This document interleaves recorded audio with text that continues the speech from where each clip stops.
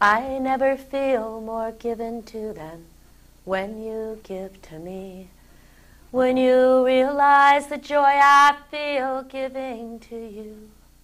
And you know my giving isn't... This effort, which was a joint effort from a number of organizations there to bring youth from both sides together for dialogue, had been going on for about 4 years.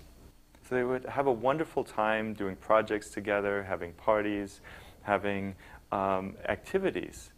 And then when the discussion came up about history, it would break down. There would be blame casting. The Cambodians would tell the Vietnamese, you should know about your history, you should know about what your people did. And it would become tense and very difficult.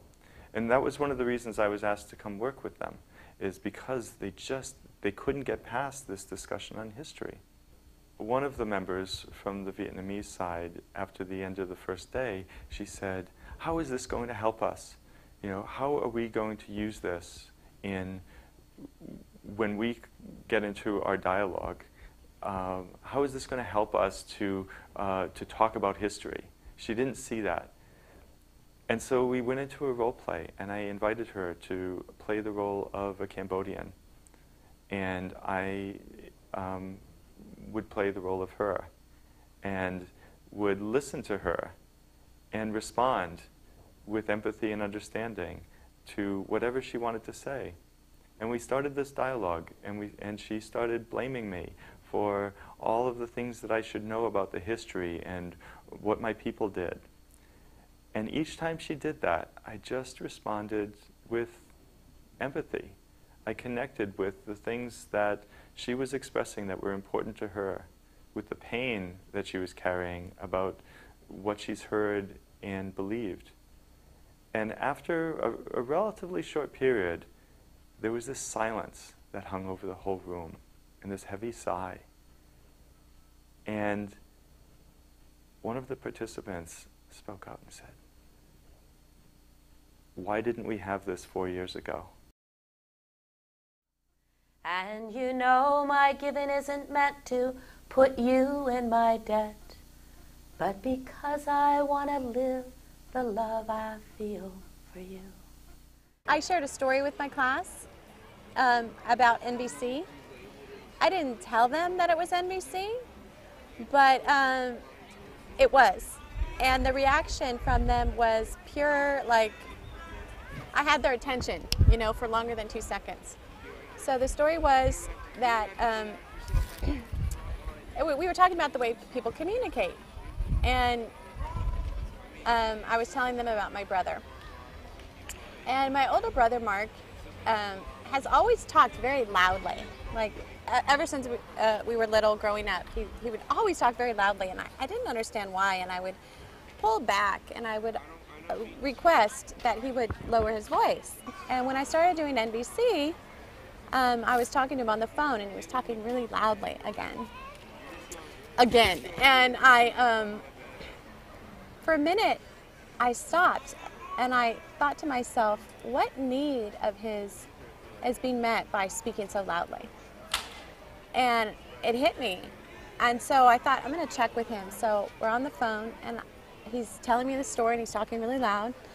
And so I said, Mark, I'm just wondering, do you feel like maybe people don't really listen to you or hear what you have to say? And he stopped on the phone, complete silence. And I want to say for about 30 seconds. And then he said, yeah, I kinda do.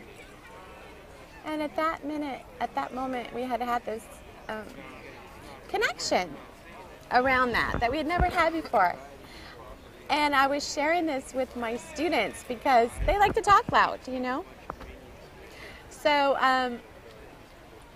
I wanted them, through telling this story, I wanted to communicate to them that people do things for certain reasons, and we might not always know what those reasons are.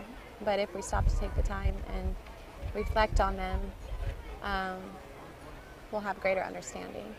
I have it that she's a very confrontational young lady, And so when I was telling her this story about my brother, I noticed that she had stopped what she was doing, which is rare, and she looked at me and she said, "Did that really happen?" And I said, "Yes, it really happened."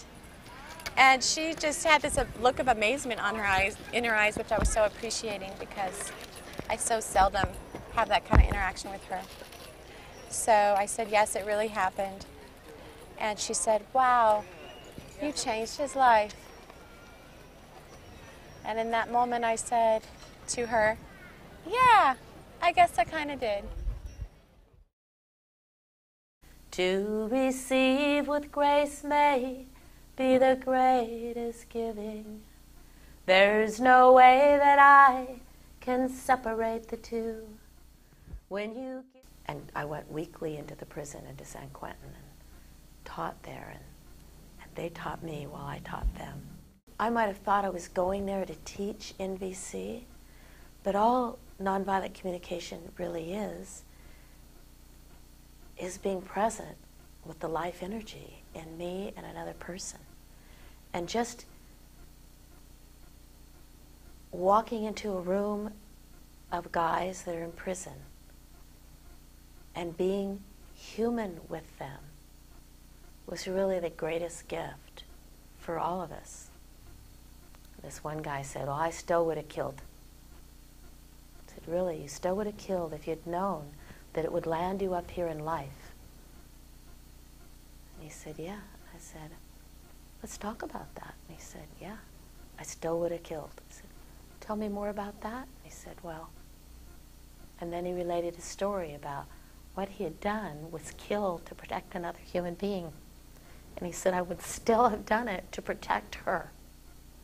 He said, so it wasn't that you wanted to kill, it's that you wanted to protect. And it just, I could see the shift. So when that happened, I was meeting my need for contribution. I contributed to his well-being and a shift for him of how he looked at himself, but I got the pleasure and the joy of connecting with him in that way. And she was thanking me for listening to her, and I was just amazed because I was like, "No, thank you," because I had a chance to really connect with myself through connecting with her, and I just realized what a wonderful gift NVC is.